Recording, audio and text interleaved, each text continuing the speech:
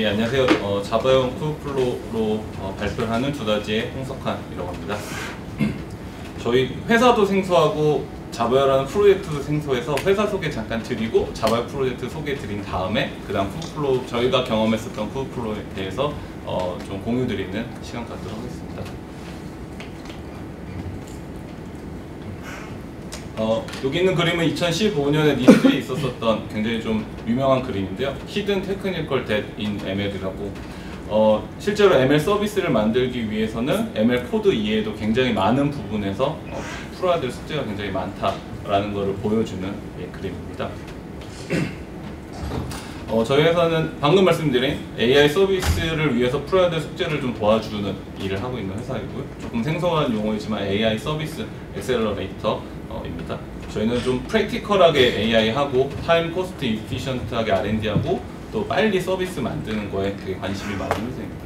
그래서 저희는 데이터가 저희한테 없다라는 걸 그냥 바로 인정하고 데이터가 있으신 분들이랑 같이 협업해서 AI 서비스를 만드는 일을 하고 있고요. 가장 대표적으로는 저희가 한림의대랑 연계해서 위내시경 위암 판독하는 연구도 하고 제품도 만들어서 엔도스코피라는 한 6.2 정도의 저널의 논문도 나오고 특히 위암 판독기 만들어갖고 지금 시제품으로 사용을 하고 있습니다.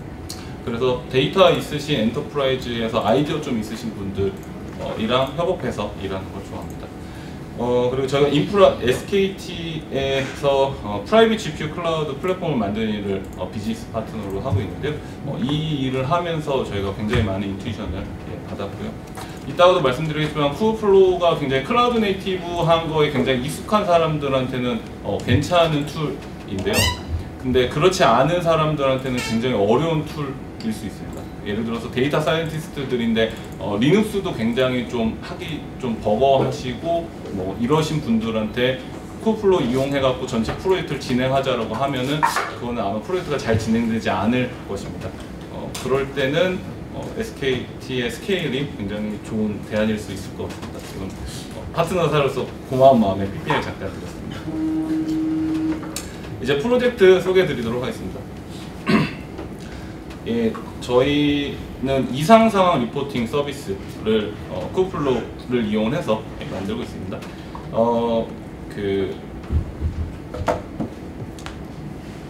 여기에 있는 그림처럼 카메라가 있고 가판대가 있고 사람이 있어가지고 뭔가 영상 내 이상한 상황, 특히 저희 자바요 프로젝트는 무인 편의점에 있는 CCTV 영상에 좀 초점을 많이 맞추고 있는데 그래서 비디오 언더스탠딩 분야이고 저희가 생각하는 건 이렇습니다. 지금 편의점에서 CCTV 영상이 있어도 로스 일어나도 그거 잘 볼 수가 없다고 합니다. 그거 받아가지고 그거 사람이 손으로 일일이 보는 게 불가능합니다. 그리고 어린이집에서도 마찬가지입니다. 어린이집에서 한 달 정도를 CCTV 데이터를 가지고 있고 그걸 롤링으로 지우고 있는데 지워지기 전에 감사 같은 거 아무것도 안 하고 있습니다.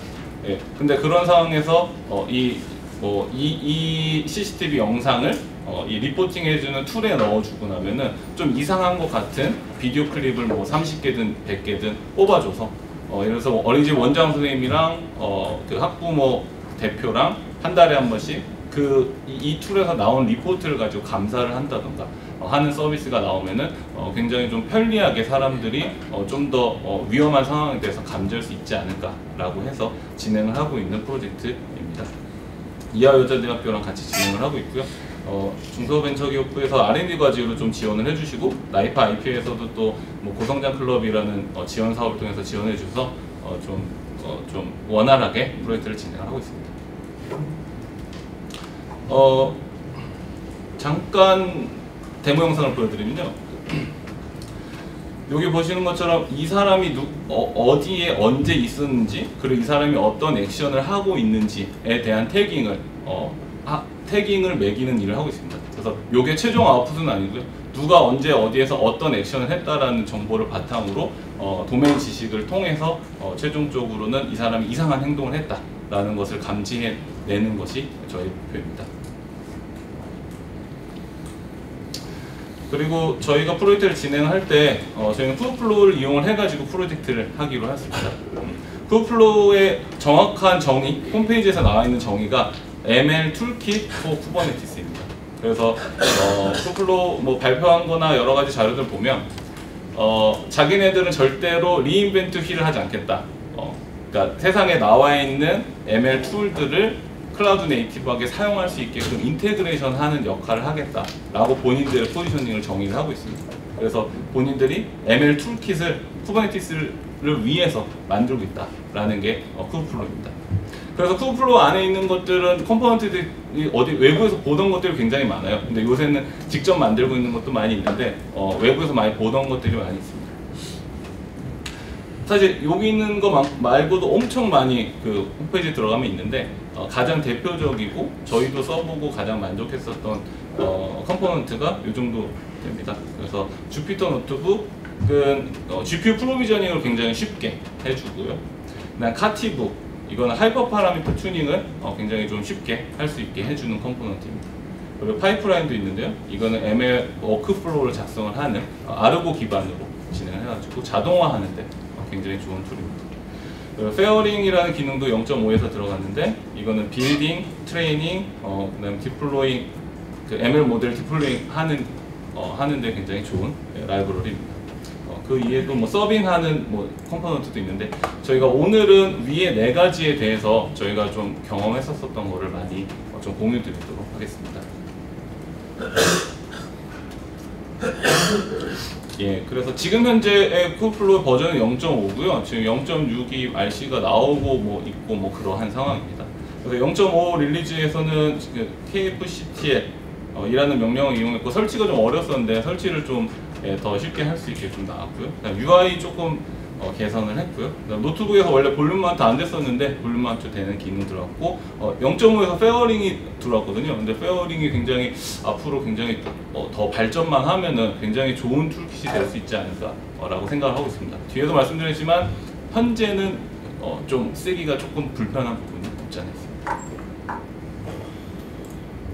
예, 이상으로 저희 회사랑 그다음 프로젝트랑 쿠버플로우에 대해서 이제 간략하게 말씀을 드렸고요. 저희가 이제 한 3월부터 한 4개월, 이제 5개월 정도 이제 프로젝트를 진행을 하고 있는데 저희가 어떻게 프로젝트를 진행을 했고 그 중에서 특히 이제 인프라나 쿠버플로우에 관련해 가지고 저희가 경험을 했었던 것에 대해서 공유를 드리도록 하겠습니다.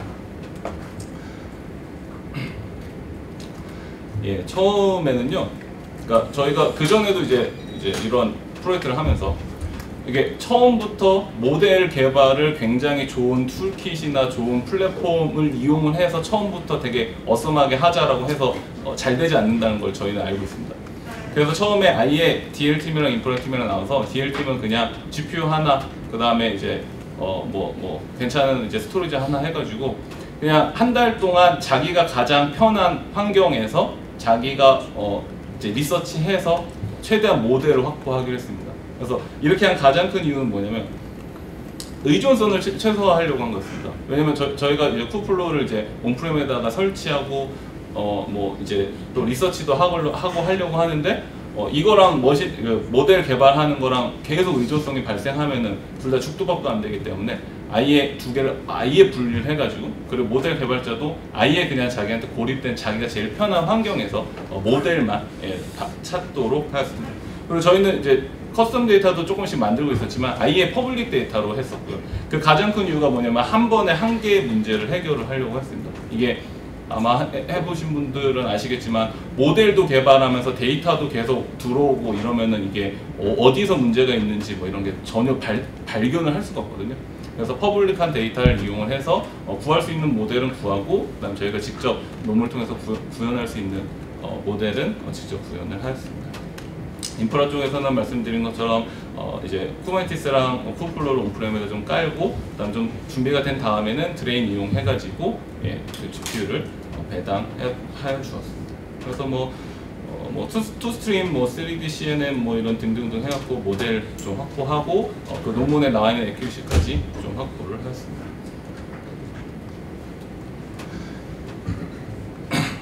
예, 그러고 난 다음에 이제 첫 번째 스프린트에서는요 4월 정도 되는데 이제 주피터 노트북이 완료가 돼가지고 저희가 이제 주피터 노트북을 이용을 해서 이제 모델 개발을 시작을 했고요. 그다음에 아까 말씀드린 것처럼 이제 처음에는 그냥 자기가 하고 싶은 대로 했습니다. 자기가 가장 편한 환경에서 진행을 했는데 이제 슬슬 좀 그 모델 개발하는 사람들끼리 데이터셋도 좀 공유를 할 필요가 있고, 그다음에 이제 인프라랑도 좀 통합할 필요도 있는 상황이 되어가지고 저희가 스캐폴드를 잡고 퀵스타트 만들어가지고 좀 협업할 수 있는 협업할 수 있도록 준비를 하였습니다. 그다음에 이대 쪽에서 커스텀 데이터도 좀 들어와가지고 그 데이터를 이용해서 확보했었던 모델로 학습도 시키고 하는데 아직은 뭐 자동화할 상태는 아니라고 생각을 해왔고, 요거는 계속 수동으로 좀 진행을 했습니다. 그래서 이 과정에서 이제 소개드릴 건데 주피터 노트북이랑 스캐폴드랑 두 개를 이제 소개드리려고 하고 있습니다. 혹시 주피터 노트북을 안 써보신 분 계신가요? 아니면 써보신 분 계신가요? 그죠? 예, 주피터 노트북이고요. 아까 말씀드린 것처럼 쿠버플로는 기본적으로 딴 데 있는 거 좋은 거는 다 갖다가 그냥 넣어놨습니다. 예. 근데 이제 쿠버플로 쪽에서 이제 조금만 그 인스톨하고 설정하면은 GPU 노드를 프로비저닝으로 굉장히 쉽게 받을 수 있고요. 또 하나는 쿠버플로에서 이제 기본으로 제공을 하고 있는 이제 이미지가 있는데, 그 이미지 안에다가 kubectl도 넣어놨고, 또 페어링도 지금 현재는 기본으로 들어있지는 않은데 굉장히 쉽게 설치를 할 수 있게 해놨습니다. 그래서 이게 설치만 하면 얻게 되는 이제 가장 첫 번째 큰 이득이라고 저는 생각을 합니다. 왜냐하면 지금도 제가 아는 굉장히 많은 연구 조직에서 그냥 서버가 예를 들어서 한 8대 있다고 하면은 누구는 뭐 몇 번 서버에 뭐 몇 번 GPU 이용해 라고 굉장히 수동으로 이렇게 하고 있고, 그 다음에 뭐 그거를 슬랙 채널 이런 데에서 서로 그냥 매뉴얼하게 스케줄링을 사람들이 하고 있는 조직도 많이 있습니다. 근데 설치만 하면 그냥 그 다음부터는 굉장히 IaaS 형태로 GPU를 프로비저닝 받아갖고 사용을 할 수가 있어가지고, 그리고 0.5에서는 이제 뭐 말씀드린 것처럼 볼륨 마운트도 해서 쓸 수 있고, 아니면 뭐 요새는 나스의 미니오 같은 거 깔아가지고 약간 S3, 그러니까 오브젝트 스토리지 사용하는 것처럼 사용을 할 수도 있고 해가지고 그냥 설치만 하면 바로 얻을 수 있는 되게 이득인 것 같습니다. 그래서 요거는 굉장히 뭐 깔고 뭐 드린 공도 별로 없는데 뭐 프로비저닝 받아가지고 또 프로비저닝 받은 거 다른 사람이랑 쉬어도 굉장히 쉽게 하고 되게 좋은 되게 만족하면서 사용한 컴포넌트였습니다. 그 다음 제가 이거는 쿠버플로에 있는 건 아닌데 이제 그 쿠키 커터라는 여기 쿠키 커터 데이터 사이언스라는 스타가 한 2,300개, 2,500개 요 정도 받은 이제 그 오픈 소스를 보고 저희한테 좀 맞게 국내에 맞게 협업이 필요한 시점이라고 파악을 해가지고 저희 스캐폴드를 잡았습니다. 그때 당시 있었던 모델들이랑 데이터랑 좀 모았고요. 참고로 말씀드리면 저희 원래 깃이랑 깃플로우랑 이런 거 잘 썼고 잘 하고 있는 조직입니다. 근데 처음에는 처음부터 이렇게 잡고 가는 게 별로 뭐 좋을 거 없어서 처음에 제로데이는 그렇게 진행을 했고요. 이 시점에서는 이제 좀 쉐어할 필요가 많이 있다고 생각을 해갖고 이렇게 진행을 했습니다. 그래서 기존에는 뭐 이렇게 그냥 한 폴더에 뭔가 굉장히 좀 지저분하게 있었었는데 좀 이렇게 폴더를 잘 이쁘게 만들고 뭐 데이터도 로우 데이터 넣으면은 프로세스 데이터랑 좀 분리를 해가지고 관리를 하기 시작했습니다. 그 다음에 두 번째 스프린트에서는요, 저희가 이제 카티브를 이용한 하이퍼 파라미터 튜닝을 이제 모델 개발하는 쪽에서 진행을 하고, 그다음 데이터도 이제 파이프라인을 좀 작성을 했습니다. 이제 원오프 런 형태로 작성했는데, 이게 무슨 말이냐면은 그냥 한번 실행시키면은 그 파이프라인을 실행시키는 형태로 좀 만들어서 진행을 했습니다. 카티브에 대해서, 카티브 저희가 좀 굉장히 만족하고 쓰고 있는 하이퍼마다 튜닝하는 컴포넌트라서 조금 자세히 좀 한번 들여다보도록 하겠습니다. 혹시 모델 개발하시는 분 계시면 손 한번 들어볼 수 있으세요? 네, 그렇습니다. 그 하이퍼 파라미터 튜닝을 그러면 하이퍼 파라미터 튜닝을 먼저 좀 가볍게 좀 소개를 드리면요. 이게 모델을 학습을 할 때 여러 가지 변수값 때문에 그 애큐러시가 굉장히 많이 달라집니다. 그래서 그런 애큐러시에 영향을 줄 만한 여러 가지 요소들을 다 이제 그 하이퍼 파라미터로 떼어내서 그 모델이나 네트워크는 그대로 놔두고 하이퍼 파라미터만 다르게 넣어주면서 어떤 하이퍼 파라미터를 넣었을 때 가장 좋은 애큐러시가 나오는지를 찾아가는 과정을 하이퍼 파라미터 튜닝이라고 합니다. 이 하이퍼 파라미터 튜닝이 정말 가장 모델 개발자들이 시간을 많이 쏟는 부분입니다. 그래서 옛날에는 이게 왜 이렇게 중요하고 되게 불편하냐면, 이게 모델 개발하는데 뭐 짧아도 뭐 한 몇 시간, 길면은 며칠씩 걸리잖아요. 그러면 서버에다가 어떤 한 가지 하이퍼 파라미터로 이제 돌려놓고 난 다음에 가끔 가다가 생각나면, 그래서 점심 먹고 와서 저녁 먹고 와서 들어가서 애큐러시 확인하는 이런 식으로 옛날에 했었어요.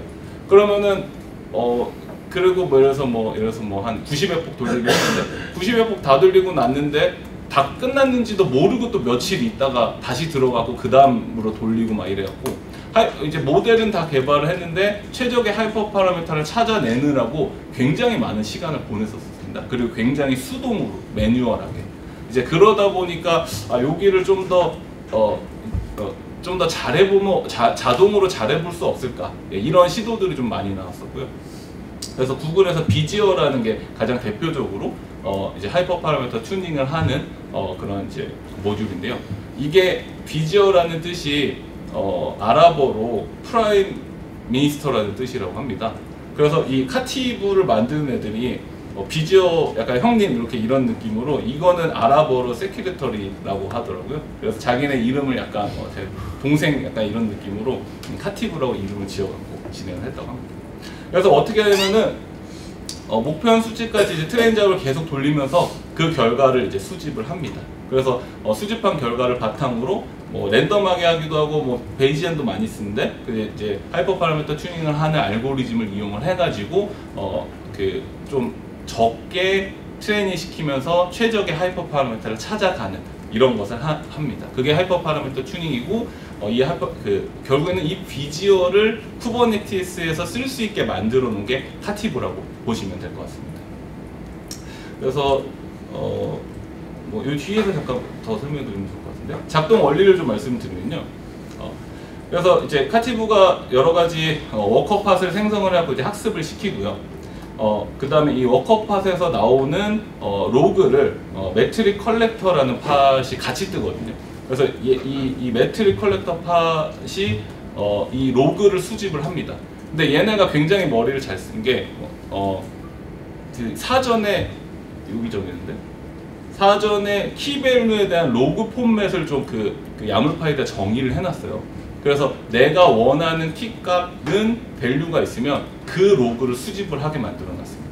그래서 뒤에 설명드렸지만 다른 하이퍼 파라미터 튜닝하는 거는 이렇게 안 했었거든요. 근데 이렇게 하니까 굉장히 좋아졌어요. 그거는 제가 조금 이따가 설명을 드리고, 그래서 로그를 바탕으로 내가 원하는 매트릭이 나올 때마다 그거를 수집을 해서, 매트릭 컬렉터 팟이 수집을 해서 비지어 코어라고 이제 띄우고 있는데, 비지어 코어에다가 모읍니다. 그러면 난 그거를 대시보드를 통해서 볼 수 있게 해놓았습니다.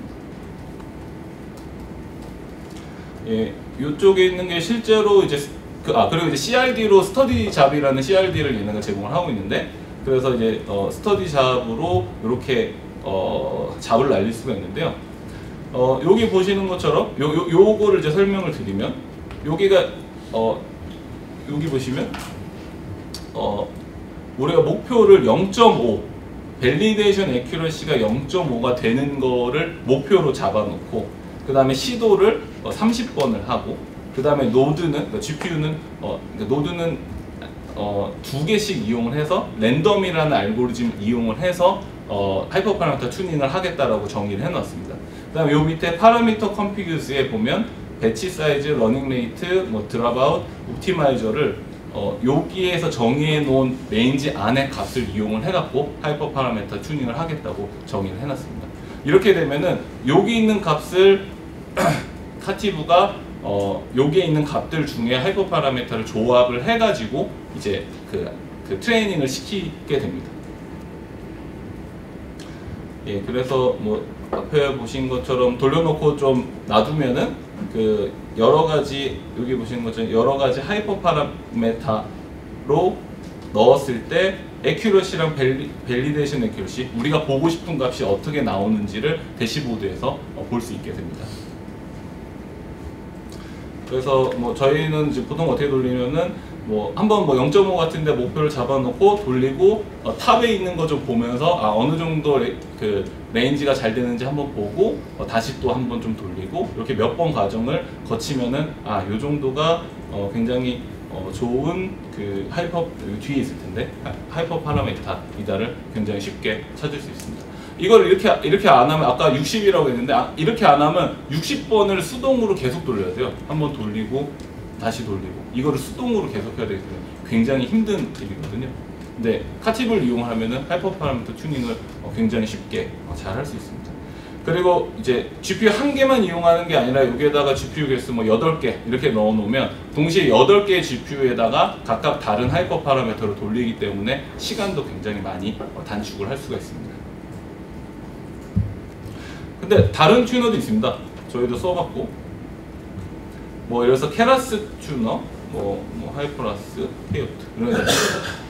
근데 얘가 이제 케라스 튜너고 얘가 하이퍼라스인데, 여기 보시면 이게 HP 레인지라고 해가지고 여기에다 하이퍼 파라미터 값, 그 하이퍼 파라미터 그 옵티마이제이션 하고 싶은 값을 넣어놓고, 이쪽도 유니폼 드랍아웃 값을 0이랑 1 사이 값으로 넣어라라고 정의를 해가지고 하이퍼 파라미터 튜닝을 합니다. 무슨 말씀이냐면 기존에는 코드 안에다가 넣어서 하이퍼 파라미터 튜닝을 많이 했었어요. 근데 이렇게 하면은 뭔가 그렇죠. 기존에 코드 작성해 놨는데 하이퍼 파라미터 튜닝 한다고 또 코드 고쳐가지고 뭐 하고 또 코드 고쳐갖고 뭐 하면 굉장히 좀 번잡하잖아요. 근데 그게 아니라 이제 그 카티브는 그런 값들을 아예 다 야물 파일에서 처음에 그냥 K 어플라이 할 때 야물 파일을 그냥 어플라이 해가지고 이 하이퍼 파라미터 튜닝을 하고 싶은 레인지 값을 넣어주기 때문에 코드랑 하이퍼 파라미터 튜닝을 하고자 하는 파라미터 값을 분리해가지고 사용을 해가지고 굉장히 좋아졌습니다. 그래서 심지어는 기존의 하이퍼 파라미터 튜닝에 대해서 별로 고려를 하지 않고 짰었던 코드라도 그 로그 부분만 살짝 고쳐주면 하이퍼 파라미터 카티브를 바로 이용을 할 수가 있어요. 그래서 그런 부분은 굉장히 정말 굉장히 잘 만든 부분이라고 저희는 굉장히 만족하고 사용을 했습니다. 예, 여기 보시는 것처럼 이제 아마 이건 케라스 사용한 걸 텐데 여기 훅 들어올 때 에큐러시는 하고 에큐러시가, 그 다음에 여기 밸리데이션 에큐러시는 하고 밸리데이션 에큐러시 값을 로그를 찍으면 이 로그를 수집을 합니다. 근데 이 값이 어디 적혀 있냐면 여기 적혀 있어요. 여기 스펙에 보면 오브젝티브 밸류 네임을 밸리데이션 대시 에큐러시로 해놨잖아요. 그러니까 이 밸리데이션 대시 에큐러시는 한 뒤에 값이 0.5 이상이 나오면은 요게 0.5니까 그러면은 하이퍼 파라미터 튜닝 끝났다 라고 이제 하이퍼 파라미터 튜닝을 끝내게 되는. 근데 밸리데이션 에큐러시 말고 에큐러시나 다른 뭐 에러 레이트나 다른 값도 우리가 같이 좀 수집을 하고 싶잖아요. 그래서 같이 수집을 하고 싶은 값은 메트릭 네임스에다가 여기다 리스트로 넣어주면 됩니다. 그러면은 지금은 밸리데이션 에큐러시랑 에큐러시만 모았지만, 그래서 요 밑에다가 에러 레이트 뭐 이렇게 적어주면은 또 어딘가에서 로그에서 에러 레이트는 하고 에러 레이트 값을 적어주면은 에러 레이트 값까지 같이 이제 그 매트릭이 수집이 되게 됩니다.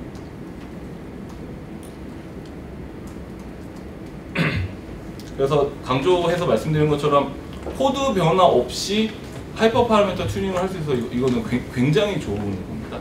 굉장히 좋고, 또 뭐 적용하고 막 기다리고 다시 들어가 보고 폴링하는 거죠. 폴링을 사람이 하는 것만큼 굉장히 이제 힘든 일이 없는데 그렇게 안 할 수 있어서 굉장히 좋았습니다.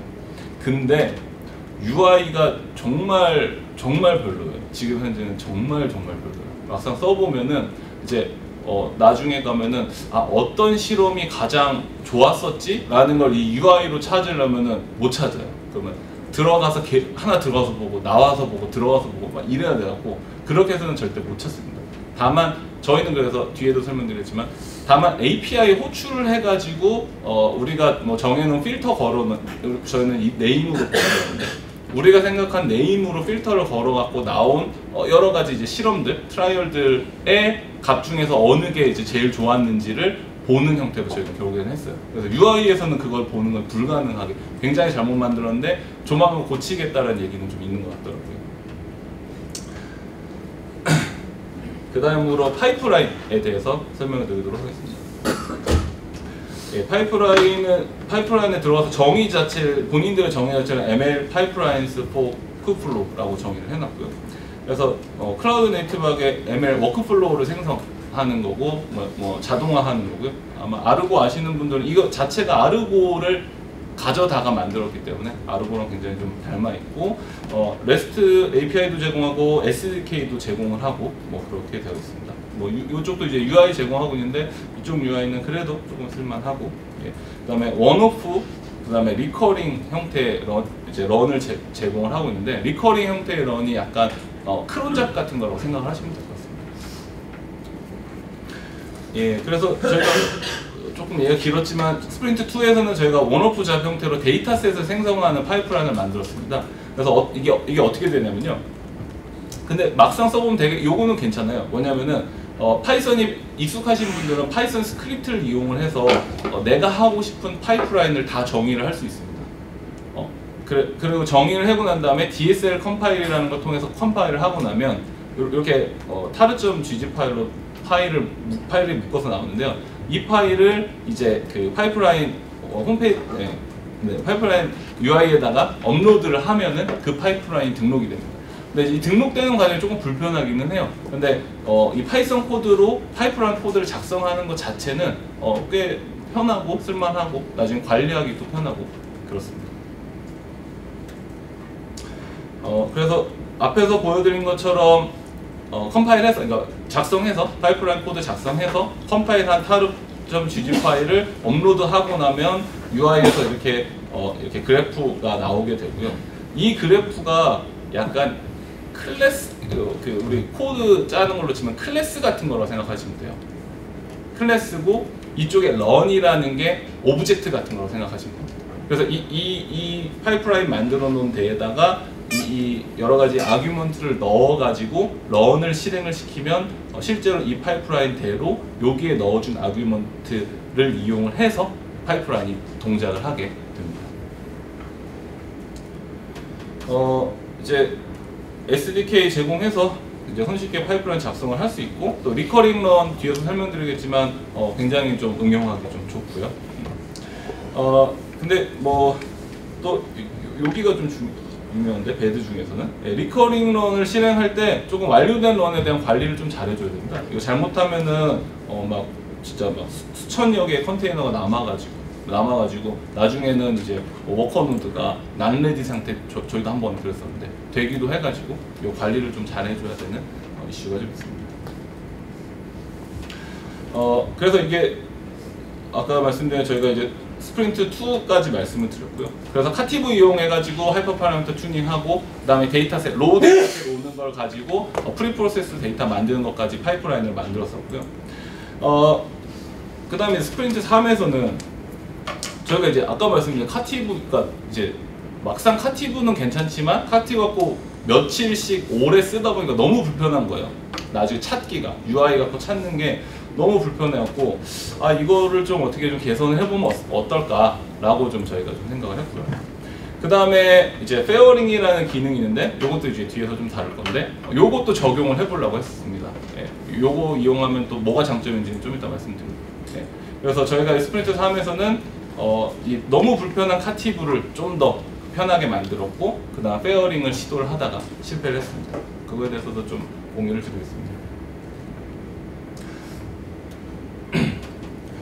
그러니까 저희가 아까 말씀드린 리커링 런을 이용을 해갖고 계속 카티브를 찔러보는 애를 만들었어요. 계속 카티브를 찔러보다가 내가 알고 있는 가장 좋은 밸리데이션 애큐러시보다 높은 게 나오면은 우리 슬랙 채널에다 푸시를 주게 만들어놨어요.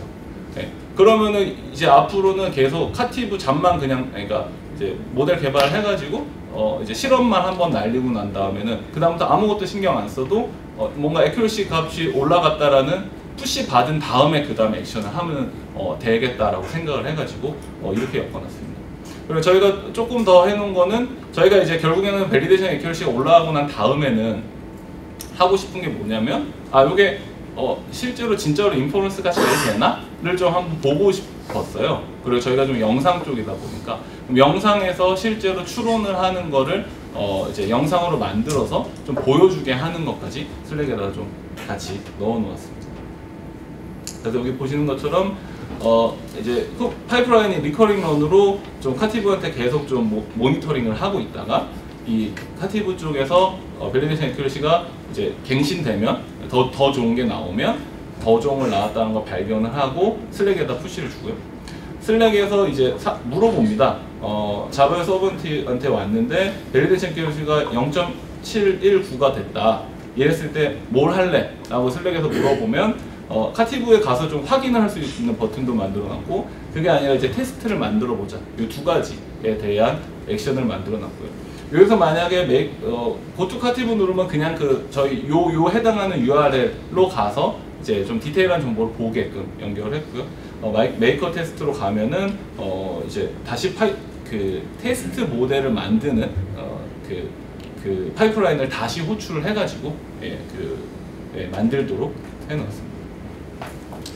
비슷한 시도를 저희가 이제 데이터셋도 해놨는데 데이터셋이 이제 저희가 퍼블릭 데이터를 일단 학습을 시켰지만 저희가 이대 쪽에서 계속 좀 지속적으로 데이터셋을 만들어서 업로드를 해주고 있었거든요.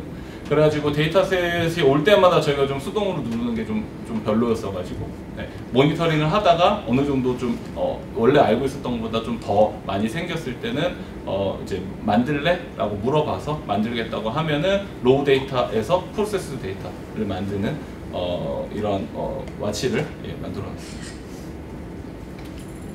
데모를 좀 보여드리겠습니다. 잠깐만요. 지금 이 데모는 이제 어떤 상황이냐면요. 좀 전에 0.69라는 이제 갱신이 돼서 밸리데이션 애큐러시가 갱신돼서 푸시가 왔고요. 그래서 왼쪽에 있는 버튼을 눌러가지고 지금 카티브 UI 이용해갖고 여러 가지 디테일한 정보를 보고 있습니다. 그리고 다시 돌아와서 메이커 테스트 버튼을 누르면요. 이제 테스트 샘플을 만든다고 하고 좀 기다리라고 한 다음에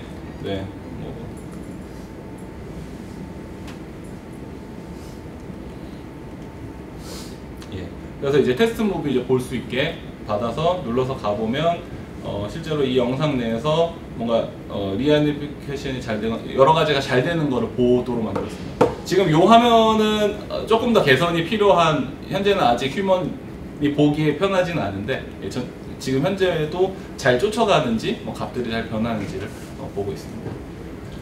그래서 이거를 이렇게 만들어 놓은 이유가 뭐냐면 이거를 저희는 계속 반복하고 있었어요.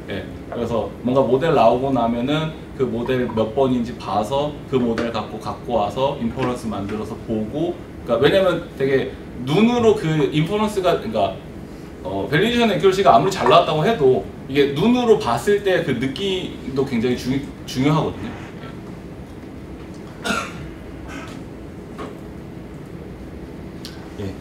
그 다음에 이제 0.5에 추가된 페어링입니다. 페어링이 뭔 뜻인지 사전을 한참 찾아봤는데도 이거인 것 같습니다. 페어링 뭐냐면 로켓 발사할 때 요 안에 인공위성 앞에 이렇게 커버 씌워놓은 거 있잖아요. 그게 이름이 페어링이더라고요. 그래서 이게 얘네도 이제 어떠한 느낌으로 했냐면 우리 모델 작성해 놓은 거를 다른 데에서 실행을 시킬 때 이게 좀 보호해가지고 준다는 느낌으로 페어링을 했습니다. 그래서 페어링이 뭐냐면요, 제가 이게 굉장히 신박한데 뭐냐면 제가 주피터 노트북에서 코드를 작성해갖고 그 실험을 하다가 이거를 그대로 도커 이미지를 빌드해갖고 다른 GPU에서 다른 클라우드에서 돌릴 수 있게 해주는 기술입니다. 이게 왜 굉장히 좋냐면 내가 지금 막 돌아가는지를 확인을 했잖아요. 이 코드가 주피터 노트북에서 내가 이 코드가 막 돌아가는 걸 지금 막 확인을 했는데, 이 확인한 거를 컨텍스트를 바꾸지 않고 그냥 요 자리에서 바로 이제 페어링에서 페어링 이용을 하면은 다른 우리가 가지고 있는 다른 GPU 노드에서 이제 학습을 시킬 수가 있는 겁니다. 그래서 굉장히 실제로 한번 써보면 굉장히 좋고요. 사실 이거 페어링이 어떻게 돌아가는지 동작 원리 설명드리려고 준비했는데 이건 시간 관계상 넘어가도록 하겠습니다. 예. 그래서 근데 이제 저희가 이제 지금 0.5가 나왔는데 저희가 막장 써보려고 하니까 저희는 이제 현재는 온프렘에다가 설치를 했는데 온프렘에서는 안 돼요 이게. 예.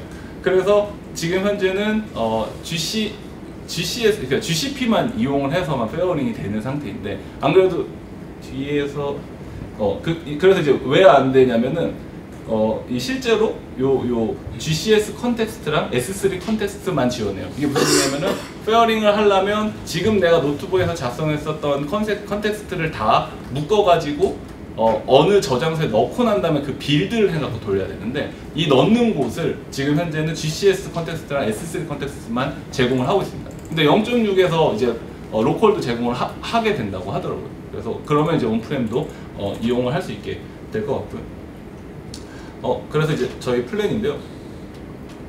그래서 일단 페어링은 저희도 이제 이거는 뭐 저희도 이렇게 하면 되는 거 아니야 싶어가지고 저희도 좀 만들어서 썼고요. 저희는 이렇게 쓰고 있어요. 근데 어떻게 하냐면은 아예 여기서 미니오라고 예, 그러니까 오브젝트 스토리지를 이용하기 굉장히 좋은 SDK인데 이거를 이용을 해서 저희가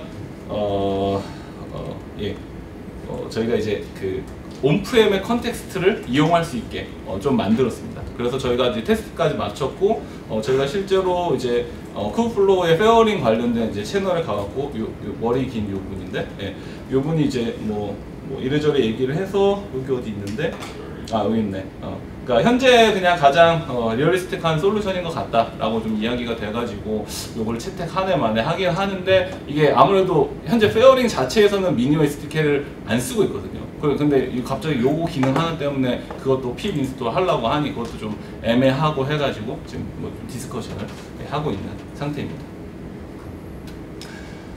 그 다음에 요것도 지금 좀 저희가 요번 스프린트에서 좀 준비를 해볼까 하고 있는 건데 저희 이제 저희는 이제 한 8개 정도 온프렘에 있는 GPU를 이용을 하는데 이거를 이용을 해도 뭐 카티브 이용하고 하이퍼파라미터 튜닝 하는데 뭐 그렇게 불편하진 않습니다. 뭐 한 4-5시간 걸려갖고 하루에 2회 정도는 진행을 할 수가 있는데 근데 확실히 그냥 모델을 개발을 할 때에는 GPU가 뭐 모델 개발자 수 곱하기 1-2개 정도 있어도 충분했는데 확실히 이제 하이퍼파라미터 튜닝을 하려고 하니까 갑자기 GPU가 굉장히 좀 많이 필요한 걸 요새 좀 느끼고 있어요. 그래가지고 그러면은 이제 클라우드 버스팅을 좀 서포트하면 어떨까라는 좀 생각을 하고 있습니다. 무슨 말씀이냐면 왜냐면 모델 개발할 때 GPU가 항상 필요하니까 항상 필요한 모델은 온프렘에다가 좀 가지고 있고 하지만 GPU가 진짜로 많이 필요한 시점에는 구글에서 제공을 하는 거든 아니면 AWS에서 제공을 하는 거든 좀 플랜 잡아가지고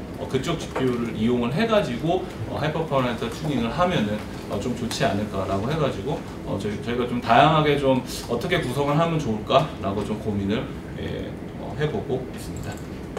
그래서 이거를 하려면 사실 조금 이슈는 그거예요. 특히 저희는 데이터가 사이즈가 크다 보니까 이제 비디오이다 보니까 데이터가 사이즈가 크잖아요. 그래서 데이터를 사이즈가 크지 않은 경우에는 보통 그냥 이 스토리지를 뭐 어디 S3 한 군데다 올려놓고 누구든 다 S3에서 받고 학습해 이렇게 시키면 되는데 저희는 이게 사이즈가 크다 보니까 그게 안 돼서 이 멀티 클러스터 간에 바라보는 이제 스토리지를 다르게 봐야 되고 이 스토리지 간에 싱크를 좀 맞춰줘야 되는 이슈가 좀 있습니다. 근데 그 이슈를 이 ROK라는 애들이 좀 해결을 해놨더라고요. 근데 오픈소스가 아니에요. 그래가지고 그러면 이게 ROK에 있는 기능들을 오픈소스로 만들고 그 다음에 좀 이렇게 클라우드 버스팅을 서포트하면은 어떨까? 라고 좀 생각을 해보고 있습니다. 요거는 요 그림은 아직 뭐 확정된 건 아니고요. 뭐 몇 가지 좀 안을 계속 좀 찾아보고 있습니다. 예, 요거는 어펜디스로 쿠플로 유럽 갔을 때인데요. 제가 느끼기에는 지금 옛날에는 사라져야 되는데 요 밑에 있네요. 옛날에는 굉장히 스테이트 리스한 거를 이제 쿠버네티스를 이용을 하는 거가 굉장히 관심이 많았다면 지금은 뭐 스토리지라던가 결국엔 스테이트풀한 거, 그 다음에 시큐리티, 그 다음에 멀티 클러스터에 대해서 굉장히 좀 신경을 많이 쓰는 거를 많이 느꼈어요. 사람들이 계속 다 뭐 시큐리티 얘기도 엄청 많이 하고, 그 다음에 이제 뭐 알백 이용해서 어카운트 뭐 아무리 좀 잡아봤자 그냥 조그마한 클러스터 여러 개를 해갖고 나눠주는 게 훨씬 쓰기가 편할 수도 있잖아요.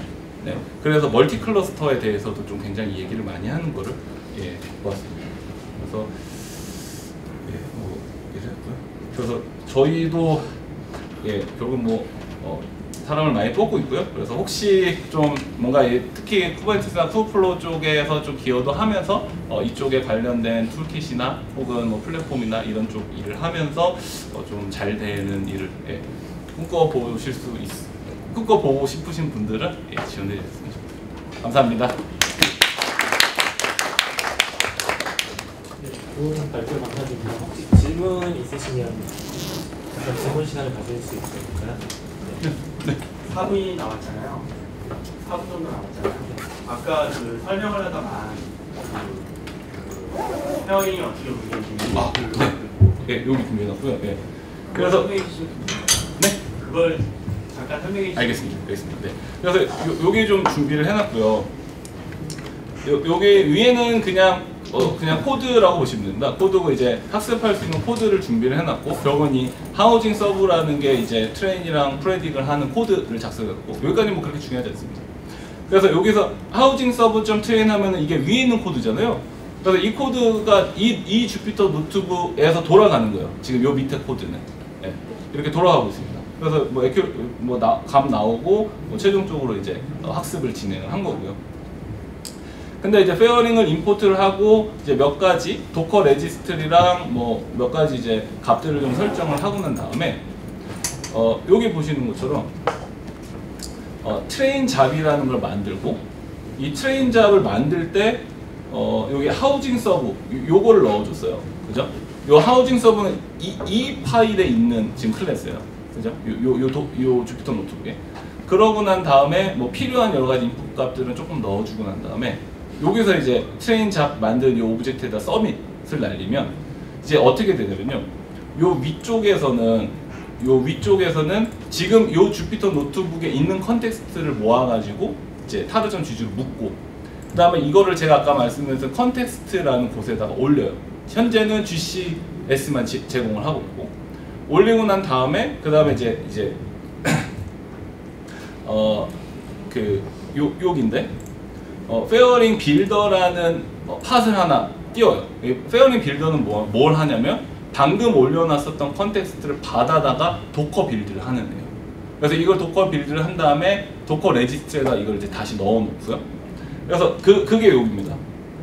그래서 뭐 카니코 이런 애들이 내부적으로 돌아오고 있는데, 그래서 여기서 이제 빌드를 쭉 다 하고, 이거는 지금 로그를 리다이렉트 받은 거예요. 이거는 그 방금 생긴 그 페어링 빌더라는 팟에서 일어난 일이에요. 그래서 요게 다 되고 나면 그 다음에 이제 페어링 잡이라는 게 떠서, 요게 바로 제가 말씀드린 다른 팟인데 얘가 GPU를 할당을 받아갖고 여기서 이제 학습을 들어갑니다. 그래서 요 밑에 요 로고도 지금 로고 리다이렉트를 받고 있는 로고예요. 네. 그래서 지금 내 주피터 노트북이 아니라 우리 클러스터 내에 있는, 그죠? 어느 한 곳에서 GPU 할당을 받아가지고 거기서 학습을 했고, 학습한 결과를 여기서 받아보게 된 것입니다. 예. 그래서 전체적인 흐름이 플로우가 이렇게 페어링이 진행이 되고 있는데, 온프레임을 현재 그 기본적인 0.5에서는 제공을 안 하고 있는 그런. 네, 좋은 답변 감사합니다. 지금 시간이 이제 다 된 관계로 추가적인 질문 끝나고서 따로 한 것이 좀 좋을 것 같습니다. 네, 그럼 좋은 발표 해주신 두 가지 홍석한 분께 다시 한번 큰 박수 부탁드리겠습니다.